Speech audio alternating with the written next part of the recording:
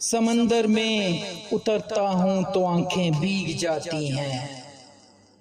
तेरी आंखों को पढ़ता हूँ तो आंखें भीग जाती हैं। तुम्हारा नाम लिखने की इजाजत छिन गई जब से। कोई भी लफ्ज लिखता हूँ तो आंखें भीग जाती हैं। तेरी यादों की खुशबुएं खिड़कियों में रक्स करती हैं। तेरे गम में सुलगता हूँ तो आंखें भीग जाती हैं।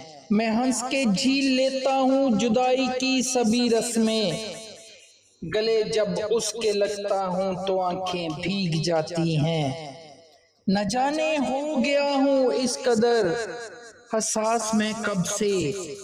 किसी से बात करता हूँ तो आंखें भीग जाती हैं। वो सब गुजरे हुए लम्हात मुझको याद आते हैं। तुम्हारे खत जो पढ़ता हूँ तो आंखें भीग जाती हैं।